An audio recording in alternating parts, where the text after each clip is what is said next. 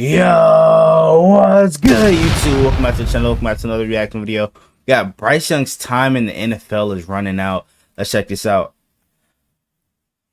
The fear of being I do not agree with this though. Large for any NFL we finna see what my boy K Rich got to say about this. The quarterback position. Like, I mean, take a look at Mark Sanchez. It truly is their failures that are remembered the most. Never seen this before in my life. Mark Sanchez not expecting it, and it was fucking the butt fumble game. Moore. How the fuck do you even possibly do that? Looking at other positions such as a linebacker or a wide receiver who doesn't live up to expectations might be ridiculed and mocked for years. But you can't even, you know what I'm saying, blame Bryce Young off his first year. He had Frank Reich, who was nowhere near the quality of a head coach. You know what I'm saying? He didn't have the best weapons. He had Adam Thielen as his #1 guy.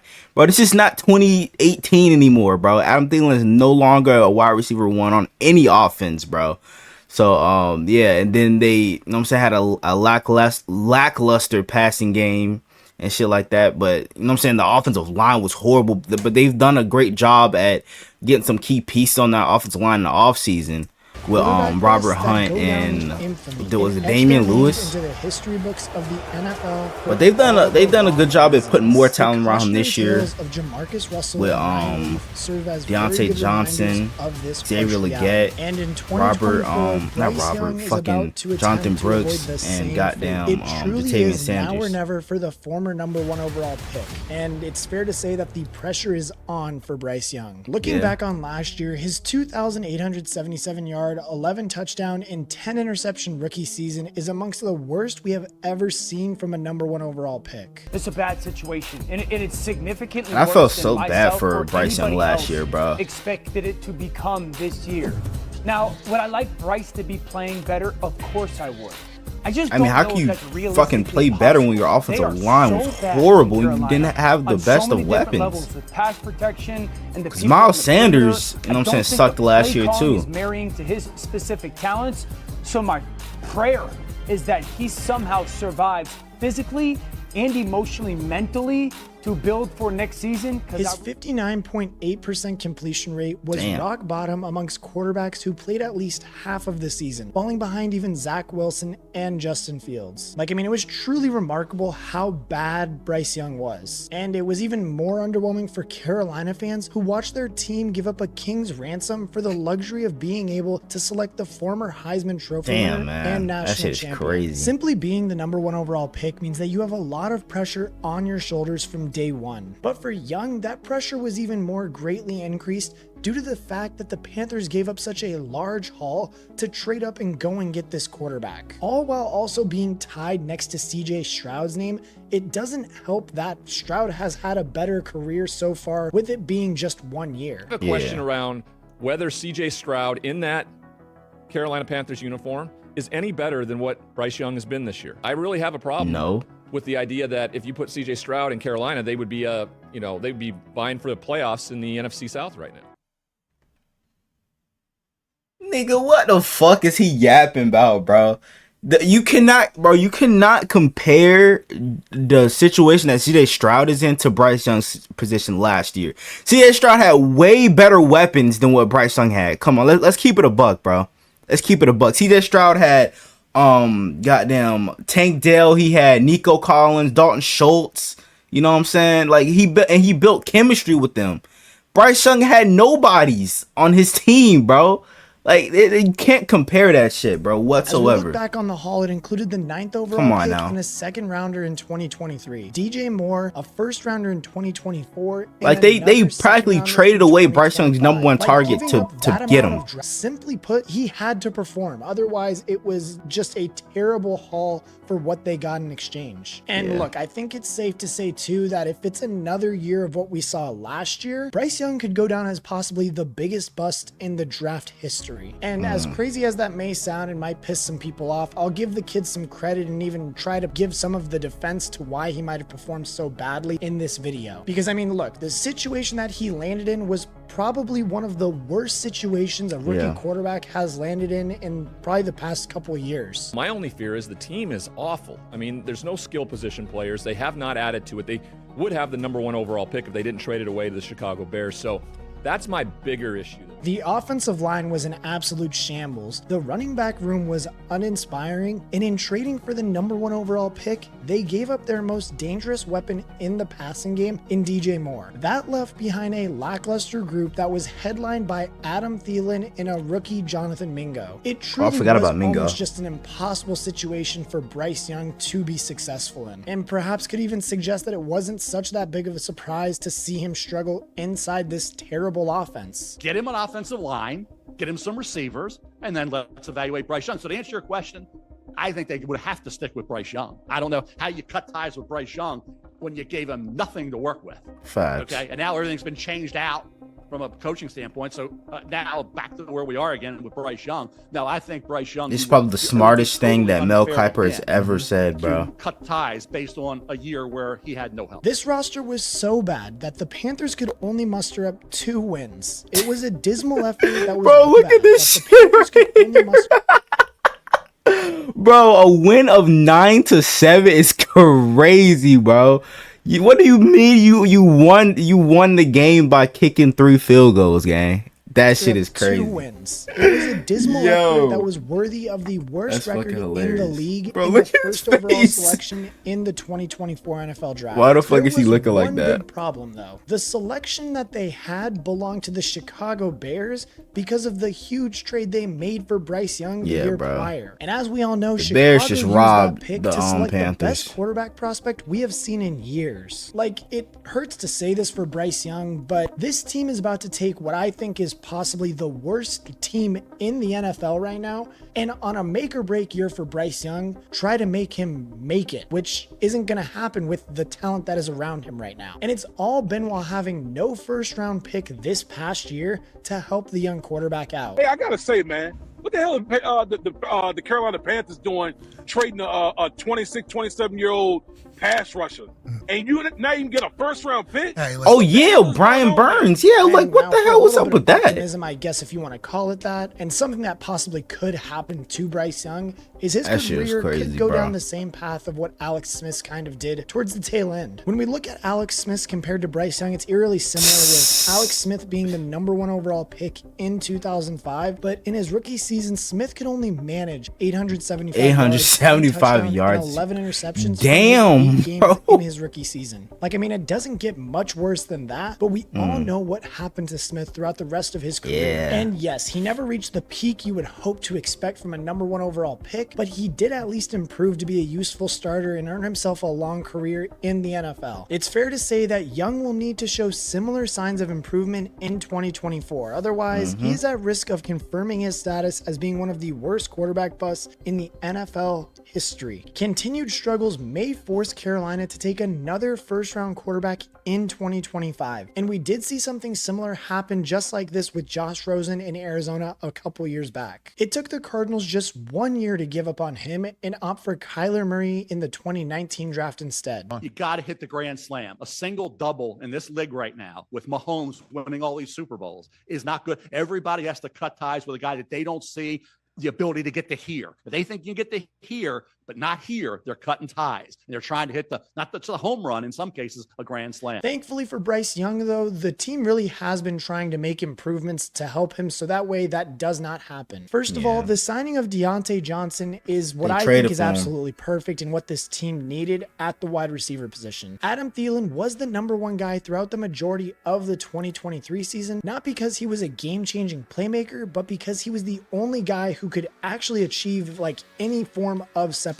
Thielen was just an absolute hog on short and intermediate routes and really was his go-to guy that helped pick up some yards, but did very little to threaten the opposition. Now in Johnson, Young has another elite separator, but one that can properly win downfield and stretch the defense more vertically. Another thing that Johnson brings to the table is that he can line up inside as a slot receiver, but I don't really know yet because he more likely could revert to a role on the outside now that he is in Carolina. He did have flexibility in Pittsburgh because of Pickens' emergence as a dangerous X receiver, but there is no talent that comes close to that currently in Carolina. With Thielen still operating out of the slot and Johnson lining up outside, Bryce Young should immediately find life a lot easier in 2024. Johnson's presence is an absolute big upgrade for this offense, but there is still an awful lot of projection in the receiving options behind him and Thielen. Xavier Legette is the most exciting player among the remaining names. The Panthers traded up into the first round to select him at pick 32 in the 2024 draft. The only thing I see though is that Legette is a confusing prospect who had 423 yards from his first 4 seasons of college ball before erupting for 1,255 yards and 7 touchdowns in his 5th and final breakout year. Like, he is a very rare 5th-year breakout, displaying an impressive that's what breakout years can do for young players, bro. Route running. It honestly especially in is your final year in college, that could really effectiveness shoot you up draft boards, and that's exactly what it did for him. Offense that should suit him pretty well. Johnson and Thielen should be the guys who can get open and keep the chains moving, whereas Legette can be the big-bodied, just athletic freak who gets the ball in space and tries to make a big play. And it might take a little bit of a minute to get Legette just kind of caught up to speed and just getting him running more routes downfield to